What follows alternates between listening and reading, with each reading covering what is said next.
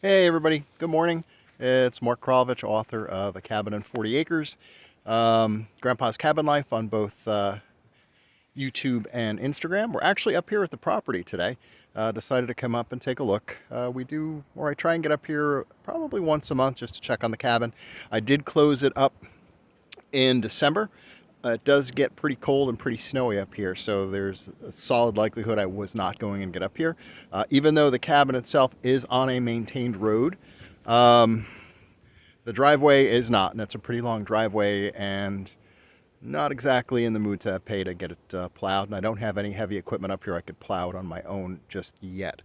So yeah, it's pretty much. We'll open it up again probably end of March, beginning of April.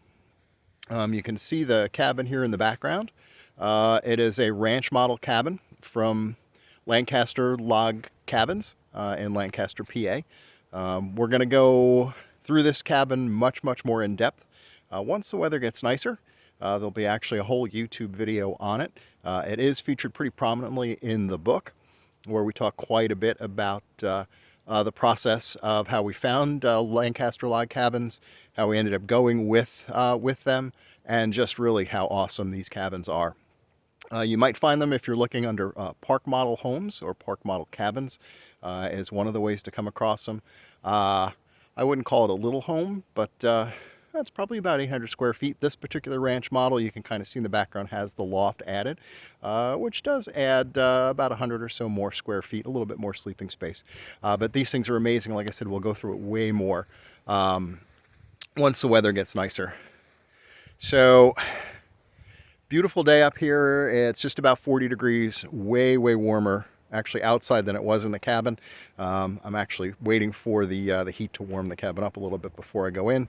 The water that was left was frozen despite putting some RV antifreeze in, so I'm going to thaw that out, hit it with some more RV antifreeze. I might have just not added enough.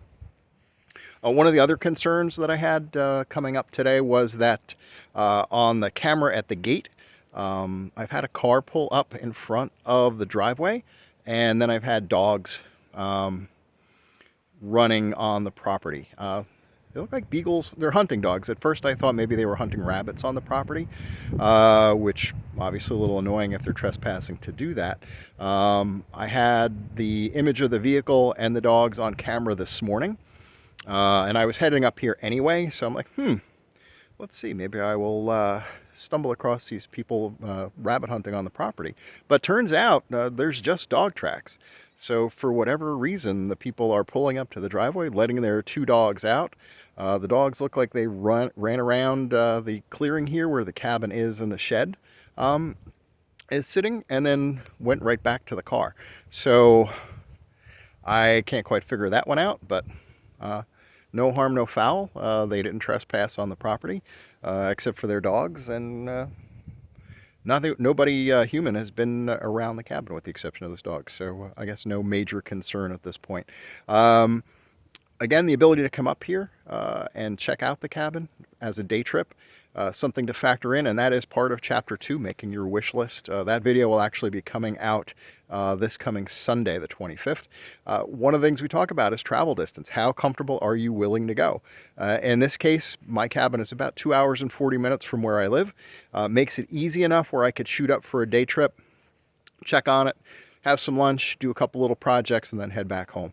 Also, weekends are super easy. Again, leaves plenty of time, whereas if I had a cabin 4 or 5 hours away, day trip is really not a thing, and nor is sometimes even a weekend trip. So you want to make sure you're factoring distance into your plans when you're looking to pick out cabins. And again, we talk about that in depth in the book in Chapter 2.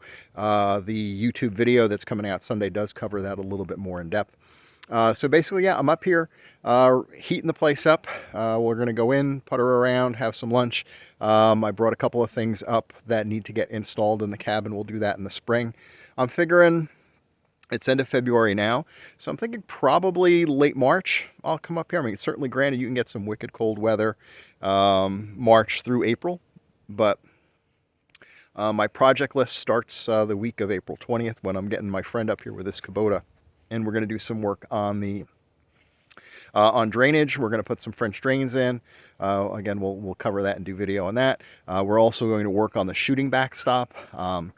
That needs quite a bit of attention. It looked pretty good after the contractor I had up here who did the grading and the clearing had that set up, but closer inspection, we got to make it a little higher and make it a little bit wider, so it has some more stopping power. Probably incorporate some of the down trees that I have in the area into the pile to further beef up that backstop. But other than that, it's actually a gorgeous day.